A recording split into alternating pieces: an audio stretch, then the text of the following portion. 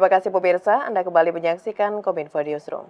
Pemirsa, Presiden Republik Indonesia Joko Widodo berkomitmen membangun tanah Papua agar masyarakat Papua maju dan berkembang seperti kota-kota besar lainnya di Indonesia. Dan pembangunan tanah Papua ini menjadi bentuk pembangunan Indonesia sentris. Untuk mencapai hal tersebut pemirsa, pemerintah melakukan berbagai pendekatan kesejahteraan seperti perbaikan fasilitas pendidikan dan juga kesehatan. Dan untuk mengetahui hingga saat ini sudah sejauh mana upaya pembangunan yang dilakukan oleh pemerintah di Tanah Papua, kita akan membahasnya dalam dialog Kominfo Newsroom. Sudah terhubung melalui sambungan Zoom dengan tenaga ahli utama Kantor Staf Presiden Bapak Theo Litaai. Selamat malam Pak Theo. Selamat malam Mbak Mona. Baik, salam sehat ya Pak. Salam sehat ya. Baik Pak Theo, kembali kita membahas mengenai sejauh mana saat ini pembangunan di Tanah Papua. Dan kalau kita berbicara mengenai pembangunan di Indonesia ini Pak, ada Visi Indonesia Emas 2045.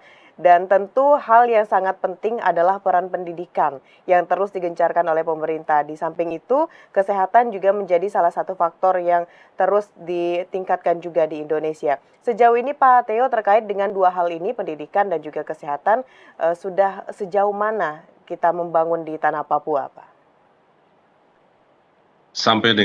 Terima kasih Mbak Mona.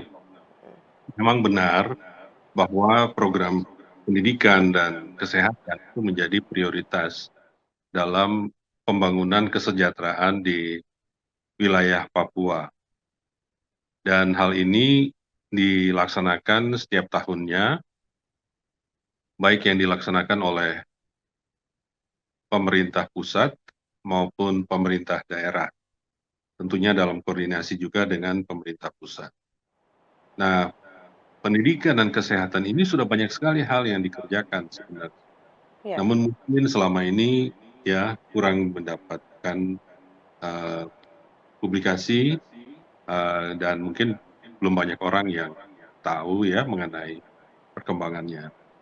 Jadi sampai dengan misalnya pada saat tahun 2022 sampai 2023 sampai 2024 ya, pemerintah terus menyelenggarakan satu program beasiswa untuk bagian dari program afirmasi pendidikan khusus kepada siswa asli Papua, itu afirmasi pendidikan menengah atau yang disebut sebagai beasiswa ADEM, di mana program ini memberikan kesempatan bagi siswa-siswi Papua untuk menempuh pendidikan menengah di luar Papua dengan beasiswa penuh yang mencakup biaya hidup, biaya sekolah, dan transportasi. Untuk tahun 2022 misalnya, mereka dialokasikan 350 orang. Namun saat ini alokasinya ini sudah semakin, kalau dihitung dengan tahun-tahun sebelumnya, maka dia sudah lebih dari 4.000 orang. Kemudian untuk afirmasi pendidikan tinggi, itu untuk pendidikan menengah. Sementara untuk pendidikan tinggi, itu juga ada, namanya afirmasi pendidikan tinggi, yang mana memberikan beasiswa kepada lulusan SMA, ya SMA dan SMK di Papua untuk melanjutkan pendidikan di berbagai perguruan tinggi di Indonesia. Ya. Kemudian itu dari segi afirmasi pendidikan, ya jadi beasiswa sifatnya afirmasi. Nah, ada kita juga punya program untuk peningkatan kualitas pendidikan, ya. Jadi ini merupakan program yang bertujuan untuk meningkatkan kemampuan membaca dan memahami bacaan bagi anak-anak di Papua. Nah, sampai tahun 2022 dia berhasil meningkatkan kemampuan membaca dengan pemahaman dari 46,63% menjadi 62,28%. Jadi kemampuan membaca mengalami peningkatan yang signifikan. Dan sebenarnya anak-anak Papua, kalau kita lihat di video yang berkaitan dengan interaksi Bapak Presiden dengan anak-anak sekolah itu, mereka punya kapasitas yang sangat luar biasa sebenarnya. Jadi memang anak-anaknya cerdas dan mereka senang dengan satu program yang kalau dalam tahun 2023 itu laksanakan di Provinsi Papua Tengah namanya program gasing ya, program gasing. Singkatan dari gampang, asik, dan menyenangkan. Ini Ya. kerjasama dengan Profesor Yohanes Surya, di mana dimaksudkan untuk meningkatkan kompetensi matematika atau numerisasi siswa melalui metode berhitung cepat. Jadi kalau dilihat di video tadi, mereka menunjukkan kepada Bapak Presiden Jokowi bagaimana kemampuan mereka untuk bisa berhitung secara cepat.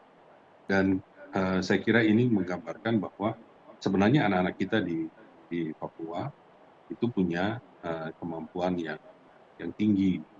Nah, selain program-program di atas, pemerintah juga melakukan upaya lain ya, seperti pembangunan infrastruktur sekolah, kemudian penyediaan buku pelajaran dan fasilitas belajar yang lainnya.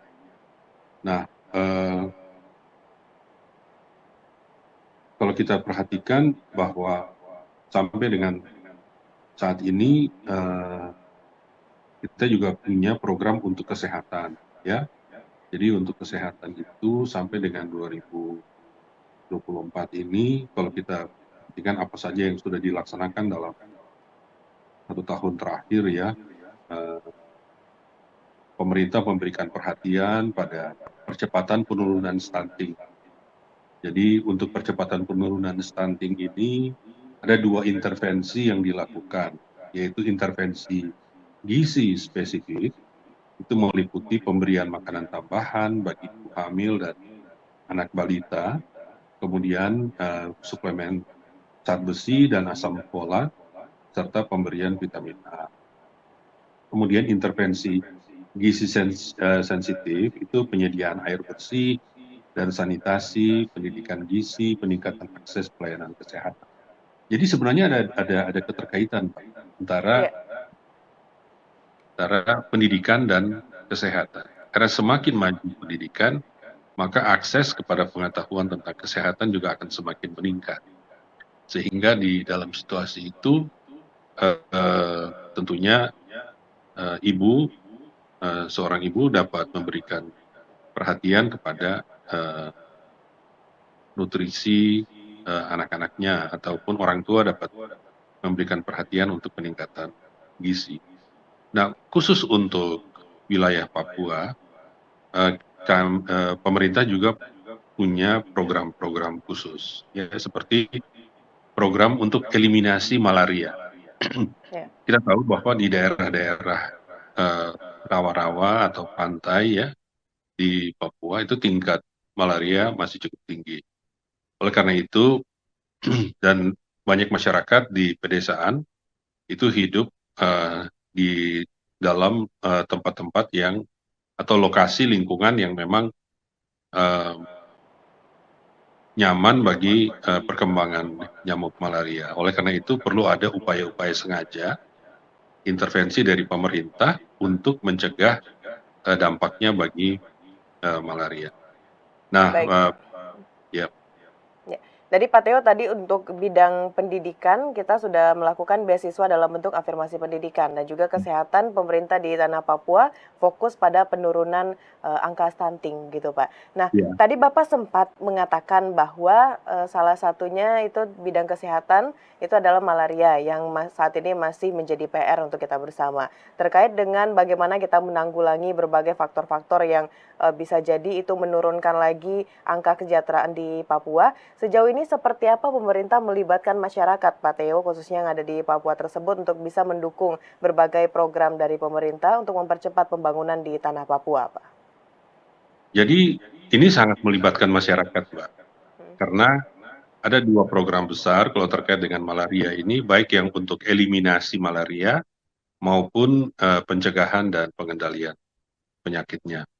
Nah, untuk eliminasi ini partisipasi warga sangat diharapkan karena pemerintah menyediakan kelambu, penyediaan kelambu yang sudah dicampur dengan obat anti malaria, obat anti nyamuk malaria yang diberikan secara massal ya kepada warga masyarakat untuk mencegah gigitan nyamuk Anopheles atau nyamuk yang menjadi penyebab malaria.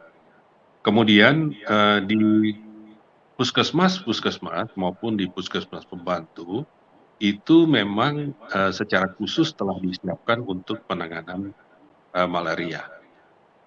Jadi di setiap puskesmas di Papua itu ada tiga hal yang disiapkan khusus, yaitu untuk malaria, kemudian untuk TB, tuberkulosis, dan untuk HIV.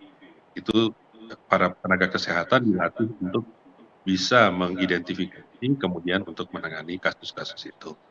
Nah, khusus untuk malaria, selain untuk pemberian kelambu yang anti nyamuk Anopheles, juga dilakukan diagnosa dan pengobatan.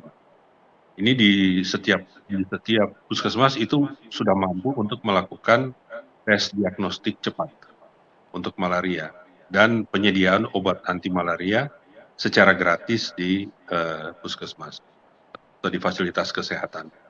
Kemudian juga ada kegiatan penyemprotan insektisida di daerah endemis malaria. Ya. Selain itu, sebenarnya juga dilakukan kegiatan imunisasi untuk mencegah penyakit seperti polio, campak, rubella, difteri, tetanus, pertusis, hepatitis B, dan tuberkulosis. Ini imunisasi dilaksanakan saat ini di Papua pada hari ini sedang disiapkan pelaksanaan Pekan Imunisasi Nasional untuk polio. Jadi kita juga memberikan perhatian kepada polio agar khususnya kepada anak-anak agar terhindar dari dampak dari polio. Kemudian dilakukan surveillance juga untuk pemantauan penyakit menular untuk mendeteksi dini kasus dan mencegah penularan lebih lanjut. Kemudian juga kita tahu bahwa kadang-kadang di Papua itu ada kondisi luar biasa. Kita pernah mengalami kondisi luar biasa campak di Asmat dulu untuk penyakit-penyakit menular. Dan di saat itu kita tahu bahwa pemerintah bekerja sama dengan berbagai elemen masyarakat serta didukung oleh TNI Polri untuk menjangkau sampai ke kampung-kampung dalam pemberian imunisasi polio.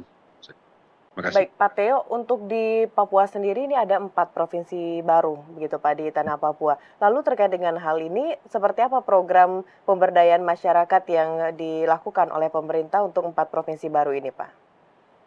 Untuk 4 provinsi baru, pada saat ini kita mengorganisasikan pemerintahan untuk pelayanan pendidikan lewat dinas kesehatan maupun dinas pendidikan di masing-masing provinsi. Kita bisa melihat bahwa sampai dengan saat ini, Mbak, pengorganisasian dinas di tingkat provinsi telah berjalan selesai. Jadi dengan demikian keenam provinsi di wilayah Papua saat ini berada dalam kondisi yang siap untuk melayani masyarakat dalam kaitan dengan pelayanan pendidikan dan pelayanan kesehatan. Itu yang dikerjakan saat ini oleh dinas-dinas.